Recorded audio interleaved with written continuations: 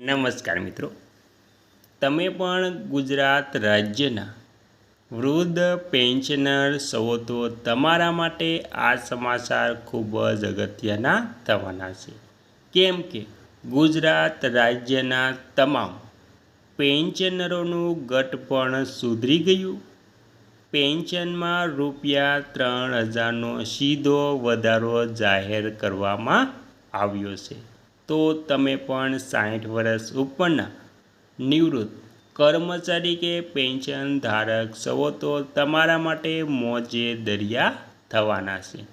કેમ કે ગુજરાત રાજ્ય સરકારે તેમના પેન્શનરો માટે એટલે કે વૃદ્ધ પેન્શનરો માટે ખૂબ જ અગત્યનો નિર્ણય લીધો છે અને તે ઉપરાંત વધારાની 5 સહાય મળશે સાવ મફત. તો આ સહાય પણ તમારે કેવી રીતે મેળવવી તેના માટે જરૂરી દસ્તાવેજો, તેની પ્રક્રિયા શું છે, તેને ઓનલાઈન અથવા તો ઓફલાઈન કેવી રીતે ફોર્મ મેળવવું અને તે ફોર્મ ક્યાં સબમિટ કરવું, તેના માટે કયા કયા પુરાવાની જરૂર પડશે અને તેને ઓનલાઈન અથવા તો ઓફલાઈન કેવી રીતે અરજી કરવી તેની સંપૂર્ણ વાત આજે આપણે આ વિડીયો મારફતે કરવાની છે મિત્રો.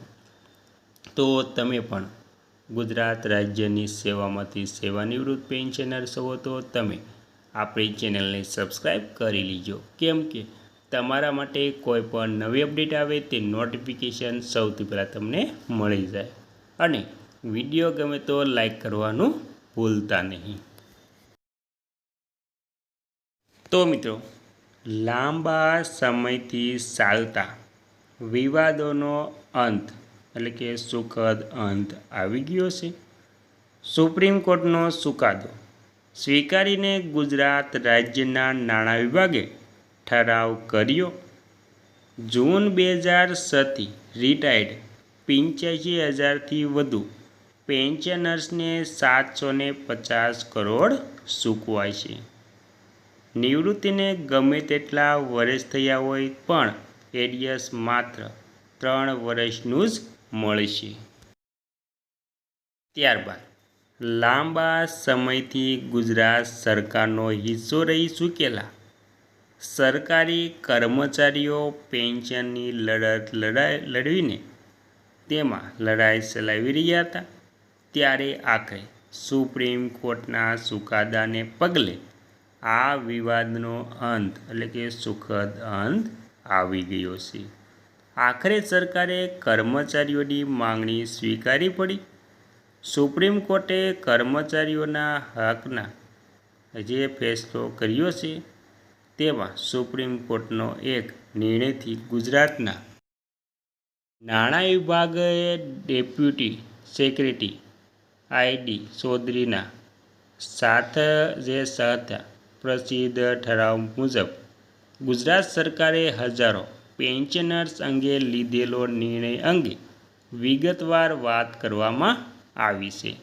સાથે સરકારના આ નિર્ણય અને તેની પાછળ પરિવારનું વિસ્તારથી વર્ણન કરવામાં આવ્યું છે.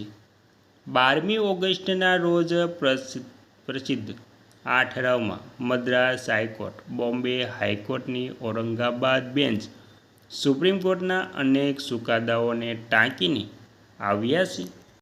અને ત્યારબાદ જાણો કોને મળશે લાભ. તો ગુજરાત સરકારે 30મી જૂન 2006 કે તે પછીના વર્ષોમાં 30 જૂને રિટાયર થયા હોય તેવા અંદાજે 85,000થી વધુ પેન્શનરોને જુલાઈ મહિનાનો ઇજાફો ગણી પેન્શન આવકારમાં નિર્ણય કર્યો છે.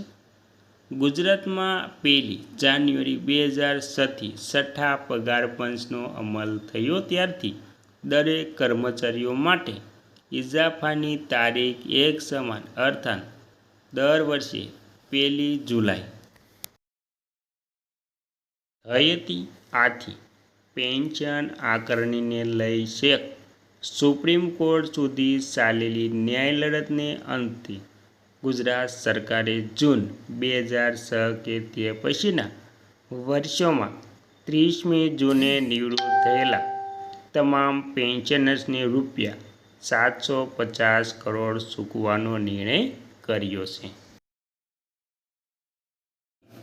અધિકારીઓએ કહ્યું કે ગુજરાતમાં છઠ્ઠા પગાર પંચ હાલમાં આવ્યું તે પહેલાં કર્મચારી સેવામાં જોડાયા તે તારીખને આધારે દર વર્ષે પગારમાં ઇજાફો આપવામાં આવતો. છઠ્ઠા પગાર પંચના અમલથી દરેકને ઇજાફા માટે દર વર્ષે 1 જુલાઈ નિયત થતાં વર્ષ 2006થી જેઓ 30મી જૂને રિટાયર થયા હતા તેમને ઇજાફો સાથેનું પેન્શન મળતું ન હતું. ખરેખર તો જે ઇજાફા માટે લાયક હતા વર્ષ પૂર્ણ કરતા પરંતુ 30 જૂને રિટાયર થતા તેથી તેમને ન્યાય થઈ રહ્યો હતો.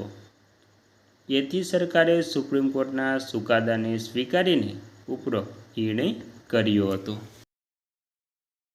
ત્યારબાદ દૂર કરાયા એરિયસ અંગેની ગૂંચવણો. સરકારી કર્મચારીઓને એરિયસ મુદ્દે ગૂંચવણો સર્જાતા નિવૃત્તિને ગમે તેટલા વર્ષ થયા હોય પરંતુ તે પૈકી માત્ર 3 જ વર્ષનું એરિયસ ચૂકવવાનો નિર્ણય ગુજરાત સરકાર દ્વારા કરવામાં આવ્યો છે. અલબત્ત 1 જુલાઈ 2023થી દરેકને રેગ્યુલર પેન્શન મળશે. ઉપરાંત રજા પગાર ગ્રેજ્યુટી તો મળશે જ. આ નિર્ણયથી સરકારી તિજોરીઓ ઉપર અંદાજે ₹750 કરોડનું ભારણ આવશે. જોકે વર્ષોથી જેમને અન્યાય થતો હતો તે રદ થઈ જશે.